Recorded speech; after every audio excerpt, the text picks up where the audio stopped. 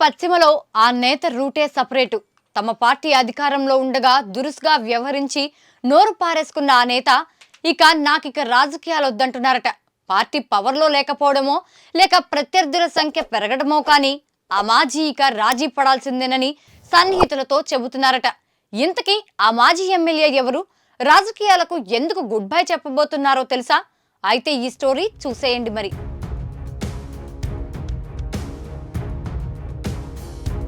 19 ఎన్నికల్లో పొలిటికల్ హీరోగా మారారు. ఎందుకంటే ఆయన గెలిచింది ఆషామాషి వ్యక్తిపై కాదు, పవర్ స్టార్ గా అశేష అభిమానులను కలిగి ఉన్న జనసేనాని పవన్ కళ్యాణ్ పై. ఆయన గెలవడంతో ఒక్కసారిగా రాష్ట్రంలోనే గ్రంథి శ్రీనివాస్ పేరు మార్మోగింది. దీంతో ఆ పార్టీ అధినేత జగన్ దగ్గర కూడా మంచి మార్కులే కొట్టేశారాయన. కానీ పదవుల దగ్గరకు వచ్చేసరికి ప్రతిసారి భంగపాటే ఎదురైంది గ్రంథి శ్రీనివాస్ కి. 2 సార్లు జరిగిన మంత్రివర్గ విస్తరణలో అవకాశం వస్తుందని ఆయన భావించారు. కానీ అదేమీ జరగలేదు. ఓ దశలో ఆయన జనసేనలో జాయిన్ అవుతారన్న చర్చ కూడా జరిగింది. అయితే పార్టీ పెద్దల నుండి ఉజ్జగింపులు జరిగేసరికి ఆ నిర్ణయాన్ని మార్చుకున్నారన్న గుసగుసలు అప్పట్లో భీమవరం సందుల్లో వినిపించేవి. దీంతో ఆయన ఎమ్మెల్యేగా ఉన్నంతకాలం పవన్ కళ్యాణ్ పై విమర్శలు చేసేందుకు, ఆయనకు కౌంటర్లిచ్చేందుకు వైసీపీ అధిష్టానం పూర్తి స్థాయిలో గ్రంథిని వినియోగించుకుంది. పవన్ పాలసీలపైన, కాపు సామాజిక వర్గం గురించి మాట్లాడినప్పుడు గ్రంథి తీవ్ర స్థాయిలోనే కౌంటర్లిచ్చేవారు. జన సైనికుల ఆగ్రహానికి గురయ్యేవారు.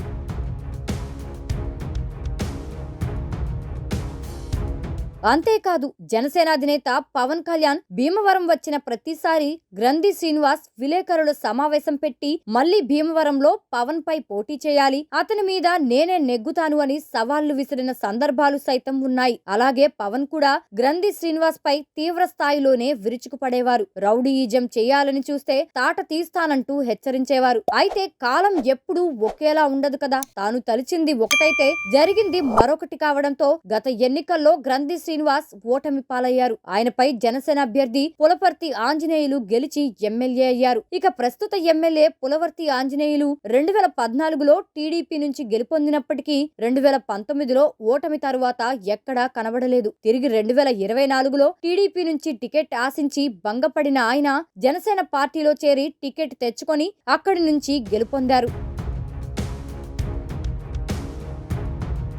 ఇక పులపర్తి ఆంజనేయులు గెలుపుతో పవన్ కళ్యాణ్ భీమవరం నియోజకవర్గం మీద ఎన్నికల ప్రచారంలో ఇచ్చిన హామీ ప్రకారం ఫోకస్ పెట్టారు. ఇక నుంచి గ్రంథి శ్రీనివాస్ కు చెక్ పెడతారని నియోజకవర్గంలో రాజకీయంగా గుసగుసలు వినిపిస్తున్నాయి. లోకేష్ యువగలం పాదయాత్ర భీమవరం నియోజకవర్గం దాటే సమయంలో గ్రంథి శ్రీనివాస్ తన అనుచరులతో టీడీపీ వాలంటీర్ల పైన రాళ్ల దాడి చేయించినట్లు ఆరోపణలు ఉన్నాయి. 50 మంది టీడీపీ వాలంటీర్ల పైన కేసులు పెట్టి భీమవరం నియోజకవర్గంలోని ఓ పోలీస్ స్టేషన్ లో రోజంతా వారిని ఇబ్బంది పెట్టారని విమర్శలు సైతం ఉన్నాయి. అందుకోసమని నారా లోకేష్ దగ్గర ఉన్న రెడ్ బుక్ లో భీమవరం నియోజకవర్గ మాజీ ఎమ్మెల్యే పేరు కూడా ఎక్కిందని టీడీపీ వర్గాలు అంటున్నాయి. దీంతో పార్టీ పెద్దల మెప్పు కోసం విరుచుకుపడిన ఆయన ఆశించిన స్థాయిలో గుర్తింపు రాలేదని, పైగా ఇప్పుడు ఓటమితో అభ్యర్థి పార్టీ వారికి మెయిన్ టార్గెట్ గా అయిపోయారని గ్రంథి కోటారి తెగ ఫీల్ అయిపోతుందట. ఇటువంటి పరిస్థితుల్లో గ్రంథి శ్రీనివాస్ పరిస్థితి ముందు నుయ్యి వెనక గొయ్యి చందంగా మారిందట. దీంతో గ్రంథి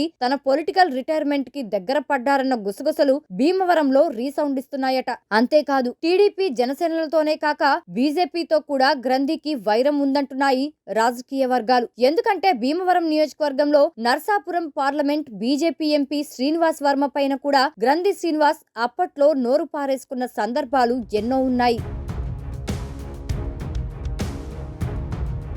దీంతో ఆయన ఇప్పుడు కేంద్ర మంత్రి అయ్యారు. ఇంకేముంది, తన చుట్టూ ప్రత్యర్థులు మొహరించి ఉండడంతో రాజకీయంగా ఊపిరాడని పరిస్థితులు ఉన్నాయి. దీంతో 3 పార్టీలకు టార్గెట్ అయిన స్థానిక వైసీపీ కార్యక్రమాలకు సైతం గ్రంథి దూరంగా ఉంటున్నారు.